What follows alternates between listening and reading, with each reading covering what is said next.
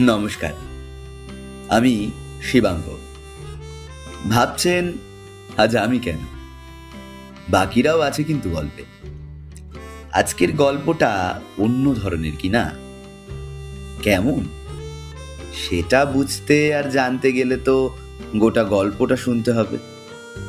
যা গরম পড়েছে, আপনারা তো সকলেই চান একটু ঝড় বৃষ্টি হোক। আমরাও অবশ্য চাই। তা এমনই এক ঝড়ের রাতে আমাদের গল্পের নগেনদার সাথে কি হলো সেটাই আজকে জেনে নি। চলুন আর বেশি দেরি না করে শুরু করা যাক আমাদের আজকের প্রস্তাবনা, নিখিলেশ সেনের কলমে ঝড়ের রাত।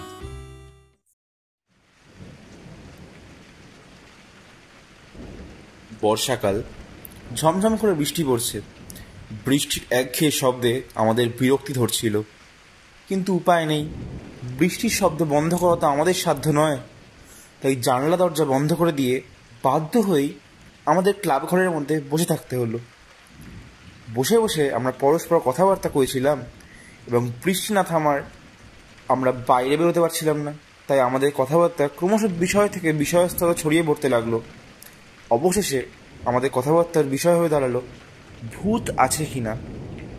নগেনদা আমাদের সকলের চেয়ে বয়সে বড়, কিন্তু তাহলে কি হয়, তিনি আমাদের সকলের সঙ্গেই সমবয়সীর মতো হাসি ঠাট্টা গল্পগুজব করতেন।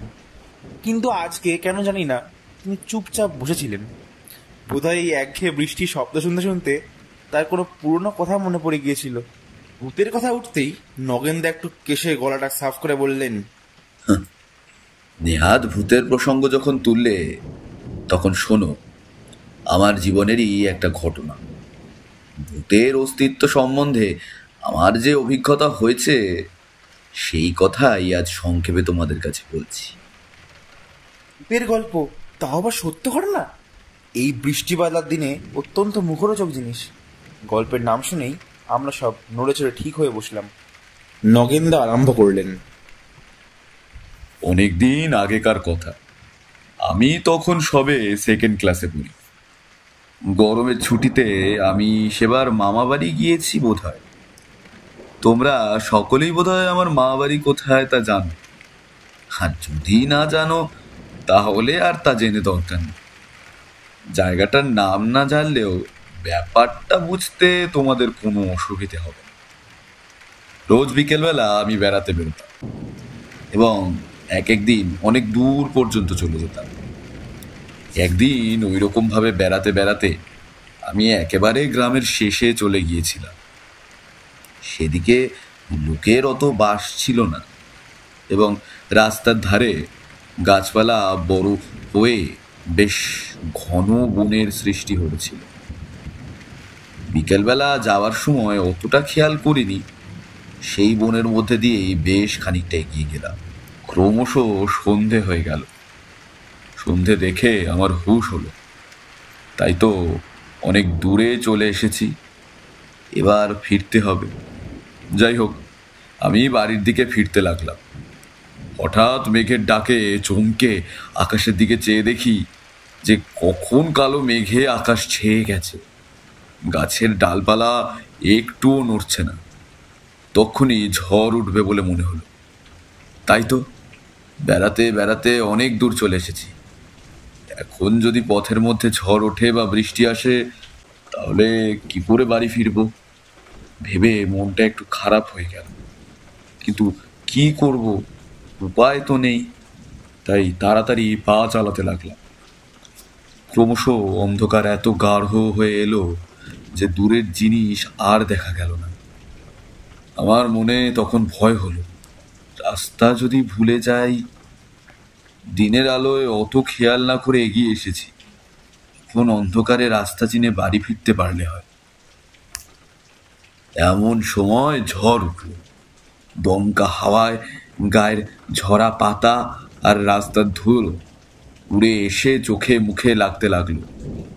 তখন এমন হলো যে চোখ খুলে পথ চলা অসম্ভব।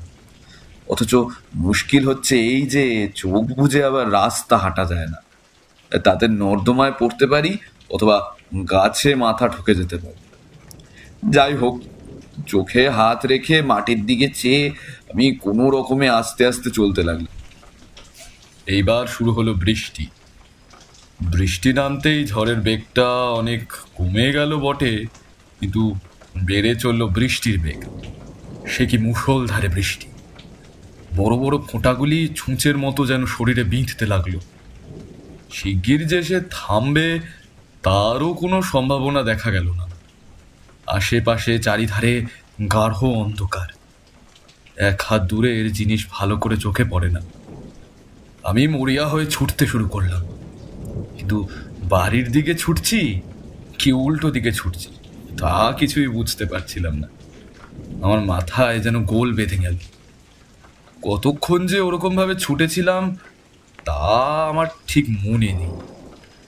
হঠাৎ কিছু দূরে একটা আলো দেখে আমার মনে ভরসা হলো, তাহলে বোধহয় লোকালয়ে পৌঁছেছি। এই ভেবে আমি আলোটা লক্ষ্য করে চলতে লাগলাম। উপস্থিত তো একটা আশ্রয় পাওয়া যাবে, তারপর বৃষ্টি থামলে বাড়ি যাওয়ার কথা ভাবব।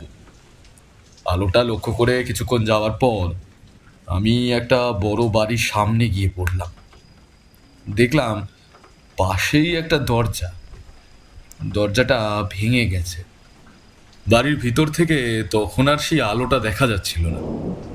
তবু আমি বাড়িটার ভিতর ঢুকলাম এই ভেবে যে আলো যখন দেখেছি তখন বাড়িতে নিশ্চয়ই লোক আছে।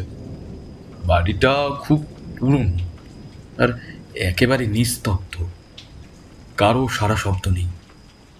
আমি ভাবলাম বোধহয় রাত্রি হয়ে গেছে আর বৃষ্টি পড়ছে, তাই বাড়ির লোকেরা হয়তো এর মধ্যেই শুয়ে পড়েছে। যাই হোক, আমি হাতড়াতে বাড়ির ভিতর দিকে যেতে লাগলাম। অন্ধকারে কিছুই দেখা যাচ্ছিল না বটে, কিন্তু তবুও আমার মনে হলো যে বাড়িটা অত্যন্ত নোংরা। বাড়ির উপরে চামচিকে ওড়ার শব্দ পাচ্ছিলাম, আর আমার হাতে অনবরত ঝুল লাগছিল। হাতড়ে কিছু দূর যাওয়ার পর আমি আবার আলোটা দেখতে পেলাম। একটা ঘরের দরজার সামান্য একটু ফাঁক দিয়ে আলোটা দেখা যাচ্ছিল। আমি দরজার সামনে গিয়ে দাঁড়ালাম, তারপর দরজার ওপর টোকা মারলাম। টোকা মারার সঙ্গে সঙ্গে এই ঘরের মধ্যে একটা হুড়মুড় করে শব্দ হলো। শব্দটা শুনে আমি চমকে উঠলাম, আর আমার হাতের ধাক্কা লেগে দরজাটা খুলে গেল। আমি দেখলাম যে ঘরের মধ্যে একটা লোক চেয়ার শুদ্ধ উল্টে পড়ে রয়েছে। লোকটা খুব সম্ভব চেয়ারে বসেছিল। টোকা মারার শব্দে ভয় পেয়ে উঠে পালাতে যাচ্ছিল, আর তাড়াতাড়িতে চেয়ার শুদ্ধ উল্টে পড়ে গেছে। আমাকে দেখে লোকটা উঠে বসলো, তারপর আমার দিকে কটমট করে চেয়ে বললে, কে তুমি? কি চাই তোমার? লোকটা আমার দিকে যেরকম করে তাকাচ্ছিল তাতে আমার অত্যন্ত ভয় করছিল। মনে হচ্ছিল এ জায়গা ছেড়ে এক্ষুনি চলে যাই, কিন্তু এই বৃষ্টিতে যাবই বা কোথায়? বিপদ। বিপদ তো আমি করব কি? আমি নিজে যে বিপদে পড়েছি তারই ঠেলা সামলাতে পারছি না, আমি আবার ওকে আশ্রয় দেব? তারপর কিছুক্ষণ চুপ করে কি একটা ভেবে বললে, আচ্ছা, কি বিপদ শুনি? পুলিশে তাড়া করেছে বুঝি? আজ্ঞে না, এমন কোনো কাজ আমি করিনি যার জন্যে পুলিশে তাড়া করবে। তাছাড়া এই নির্জন বনে এই বৃষ্টিতে পুলিশ আসবেই বা কী রূপে? আমি বললাম। মনে হলো আমার কথা শুনে লোকটা একটু সন্তুষ্ট হয়েছে। আগেকার চেয়ে গলার স্বর একটু নরম করে সে বললে, তবে আবার বিপদ কি? আমার বাড়ি এখানে নয়, এখানে আমি মামা বাড়িতে বেড়াতে এসেছি। রোজ বিকেলেই আমি বেড়াতে বেরোই, আজও বেরিয়েছিলাম, কিন্তু ঘুরতে ঘুরতে আজ অনেক দূর এসে পড়ি। যখন বাড়ি ফিরছিলাম তখন হঠাৎ ঝড় এলো, আর তার সঙ্গে সঙ্গে বৃষ্টি। আমি ছুটে বাড়ির দিকে যেতে যেতে বোধহয় রাস্তা ভুলে এখানে চলে এসেছি। বৃষ্টি না থামলে যে রাস্তা ঠিক করে বাড়ি পৌঁছতে পারবো তা তো মনে হয় না, তাই বৃষ্টি না থামা পর্যন্ত আপনার কাছে আশ্রয় চাইছি। লোকটা যেন খুব খুশি হয়েছে, এই রকম ভাব দেখিয়ে বললে, তুমি তো আচ্ছা লোক হে। রাস্তা আবার কেউ ভুল করে নাকি? তাছাড়া এখন এমন কি জোরে বৃষ্টি আর পড়ছে? বৃষ্টি পড়েছিল সেই সে বছর, এটা কোন বছর যেন? 1926 সাল। 1926 সাল? এত বছর কেটে গেছে। হুম, সেটা বোধ হয় 1812 সাল। সে বৃষ্টি দেখলে তোমরা অবাক হয়ে যেতে। গ্রামকে গ্রাম সব ভেসে যাবার জোগাড়। 1812 সাল না 1912 সাল? আমি সবিস্ময়ে প্রশ্ন করলাম। আরে না না, 1912 সাল নয়, 1812 সাল। লোকটা অসম্ভব রকম জোর দিয়ে 1812 সালটা উচ্চারণ করলো। লোকটার কথা বলার ভঙ্গি অতি অদ্ভুত, তবে হাসিটাও আমার কাছে বিশেষ প্রীতিকর বলে মনে হলো না। তারপর যে সালের কথা সে বললে, সেও তো 114 বছর আগেকার কথা। তো তবে কি ভূতের পাল্লায় এসে পড়লাম নাকি? এখন প্রাণ নিয়ে কোনো রকমে পালাতে পারলে বাঁচি। যদিও আমার সাহস ছিল অত্যন্ত বেশি, কিন্তু এই ব্যাপারে যেন একটু মুষড়ে পড়লাম। তারপর আমার দিকে তাকিয়ে লোকটা আবার বললে, আহ, তুমি কি বলছিলে, এখানে বেড়াতে এসেছো বললে না? আগে হ্যাঁ, কাদের বাড়ি এসেছো? হরিশ বাবুদের বাড়ি। হরিশ? কোন হরিশ? হরিশ চাটুর্যে? আগে না, হরিশ গুপ্ত। হরিশ গুপ্ত? আমি এখানকার সকলকেই তো চিনি, হরিশ গুপ্ত বলে তো কেউ এখানে থাকে না। না, তোমার দেখছি মাথার গন্ডগোল আছে। হ্যাঁ, আমার ভারী রাগ হলো। লোকটা কিনা বললে যে আমার মাথার গোলমাল আছে, কিন্তু কি আর করব, যার পাল্লায় পড়েছি তার উপর রাগ করার কোনো মানে হয় না। তাই কিছু না বলে চুপ করেই গেলাম। লোকটা এবার উঠে বললে, আহ, তুমি একটু বসো, আমি এক্ষুনি আসছি। হ্যাঁ, খবরদার ওদিকের ঘরটায় যেও না বলছি, তাহলে কিন্তু ভালো হবে না। বলে পাশের একটা দরজার দিকে আঙুল দেখিয়ে দিয়ে লোকটা আমার মুখের দিকে একবার ভালো করে তাকিয়ে চলে গেলে। কি অদ্ভুত সেই চাহনি! আমার দেহের মধ্যে রক্ত যেন দ্রুত বেগে চলাচল করতে লাগলো। আমি যেন কেমন আচ্ছন্ন হয়ে গেলাম। আমার কেমন ভয় ভয় করতে লাগলো, কিন্তু আমি উঠে চলে যেতেও পারলাম না। এ পর্যন্ত বলে নগেনদা চুপ করলেন। আমিও কয়েক সেকেন্ড চুপ করে রইলাম। তারপরে প্রায় সকলেই বললাম, বাহ, এরকম একটা জায়গায় এসে চুপ করলেন কেন? বলে যান, বড় অদ্ভুত ব্যাপার তো। হ্যাঁ, বলছি। লোকটা ঘর থেকে বেরিয়ে গেল। সে কোন দিকে গেল আমি তা লক্ষ্য করার চেষ্টা করলাম, কিন্তু দরজা থেকে বেরিয়ে কোন দিকে যে সে চলে গেল আমি তা ঠিক বুঝতে পারলাম না। কয়েক সেকেন্ড বসে থাকার পরই আমার মনে হলো, তাই তো, লোকটা আমায় পাশের ঘরে যেতে বারণ করে গেল কেন? প্রথমে মনে হলো হয়তো শুধু শুধুই সে আমায় বারণ করেছে, কিন্তু শুধু শুধুই বা বারণ করবার কি মানে হয়? যাকে ও কথা ভেবে আর কি হবে, তাই আমি ও কথা ভুলবার চেষ্টা করলাম এবং সেই জন্য এই ঘরের চতুর্দিকে তাকিয়ে দেখতে লাগলাম কোথায় কি আছে।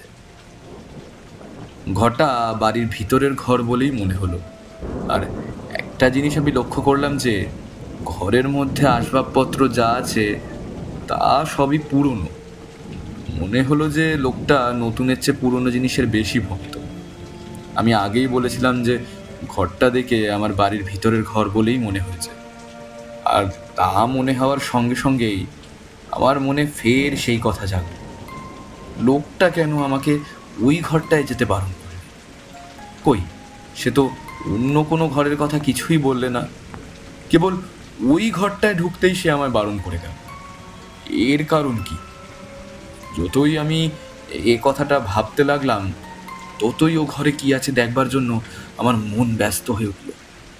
আর আমার অজ্ঞাতসারেই যে কখন আমি চলতে আরম্ভ করে দিয়েছি তা জানতে পারলাম যখন সেই ঘরের দরজার সামনে এসে দাঁড়িয়েছি। দরজাটা খোলাই ছিল। আস্তে টোকা মারতেই দরজাটা একদম খুলে গেল। ঘরের একপাশে একটা টেবিল, আর সেই টেবিলের উপর একটা টেবিল ল্যাম্প জ্বলছিল, অন্য পাশে একটা খাট। টেবিল ল্যাম্পের সেই স্বল্প আলোকে খাটের দিকে চাইতেই আমি চমকে উঠলাম। কিছুক্ষণের জন্য কি করতে হবে ভুলে গিয়ে আমি সেখানে দাঁড়িয়ে রইলাম।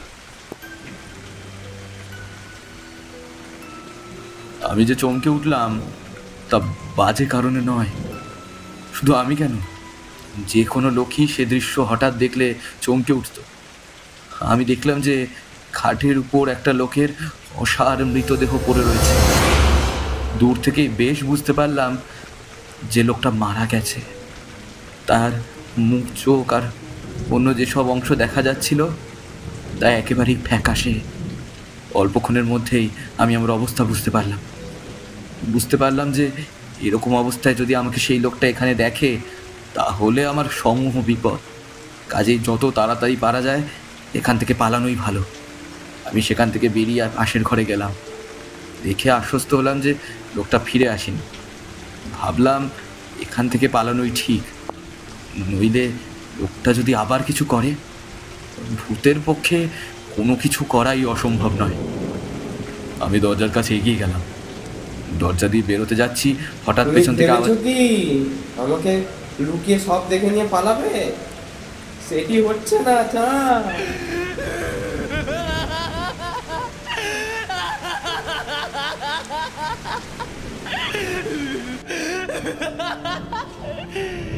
লোকটা বিকট অট্টহাসি করে উঠল। তাই তো, লোকটা কেমন করে ঘরে ঢুকলো? ঘরে ঢুকবার কি অন্য কোনো দরজা আছে? চমকে পিছনে ফিরে দেখি যে লোকটার হাতে একটা প্রকাণ্ড লাঠি। সে আমার দিকে এগিয়ে আসছে। কি ভয়ঙ্কর! না, আর অপেক্ষা করা চলে না। আমি ছুটলাম। তক্ষুনি শুনতে পেলাম যে লোকটা হেসে উঠল।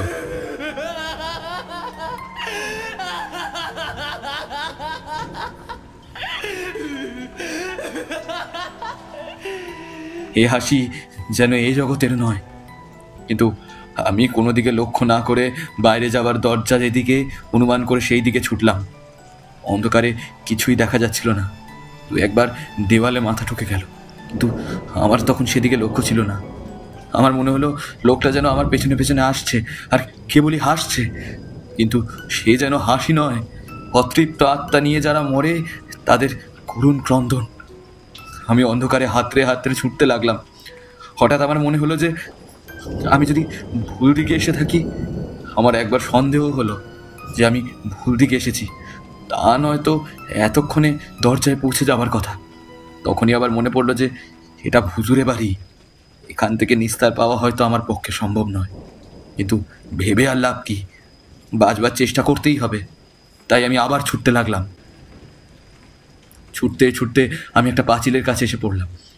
আমার অদৃষ্ট ভালো, দেখি পাঁচিলটা ভাঙা। চোখের নিমিষে আমি পাঁচিলটা ডিঙিয়ে গেলাম। সামনেই দেখি রাস্তা ধরে আমি সামনের দিকে ছুটতে লাগলাম, কিন্তু লোকটা তখনও আমার পেছনে আসছে। ছুটে আমি অত্যন্ত শ্রান্ত হয়ে পড়লাম। আর ছুটতে পারি না। তখন আর একবার ছুটবার চেষ্টা করতেই আমি পড়ে গেলাম, আর সঙ্গে সঙ্গে কে যেন কিছু দিয়ে আমার মাথায় মারলে এক ঘা, এবং আমিও জ্ঞান হারালাম। নগেনদা চুপ করলেন। আমরা বললাম, তারপর মরিনি তো দেখতেই পাচ্ছ, তারপর আর কি থাকতে পারে। তবে শোন, তারপর যখন জ্ঞান হলো, চেয়ে দেখি যে বাড়িতে বিছানায় শুয়ে আছি। বিছানার চারদিকে দিদিমা, মামা ও মামিরা সব উৎকণ্ঠিত হয়ে বসে আছেন। মেজো মামার মুখ থেকে বাকি ঘটনাটা সব শুনলাম। রাত্রি পর্যন্ত আমি বাড়ি না ফেরায় সকলে ব্যস্ত হয়ে পড়েছিলেন, এবং আমার খোঁজ করবার জন্য মামারা সব আলো নিয়ে বেরিয়েছিলেন। বাড়ি থেকে কিছু দূরে যে ভাঙা জমিদার বাড়িটা আছে, তার পাশ দিয়ে যেতে যেতে তারা দেখলেন যে কে একজন পাঁচিল ডিঙিয়ে রাস্তায় পাড়ে ছুটতে লাগলো। দেখে তাদের সন্দেহ হলো। তারাও সঙ্গে সঙ্গে ছুটলেন এবং কাছাকাছি এসে বুঝতে পারলেন যে আমি ওরকম ভাবে ছুটছিলাম, কিন্তু আমার ওরকম ভাবে ছোটার কারণ তারা খুঁজে পাননি। যাই হোক, আমার পিছনে কিছু দূর আসবার পর তারা দেখলেন যে ছুটতে হঠাৎ আমি রাস্তার উপর পড়ে গেলাম। তারা প্রথমে ভেবেছিলেন যে আমি বোধহয় পা পিছলে পড়ে গেছি, কিন্তু কাছে এসে তারা দেখলেন যে আমি অজ্ঞান হয়ে গেছি এবং আমার কপাল কেটে গেছে। তারা তখন ধরাধরি করে আমাকে বাড়ি নিয়ে যান। আমি একটু সুস্থ হয়ে উঠলে মেজমামা আমাকে প্রশ্ন করলেন যে কেন আমি পোড়ো বাড়িটার ভিতরে গিয়েছিলাম, আর কেনই বা পাঁচিল ডিঙিয়ে উল্টো দিকে ছুটছিলাম।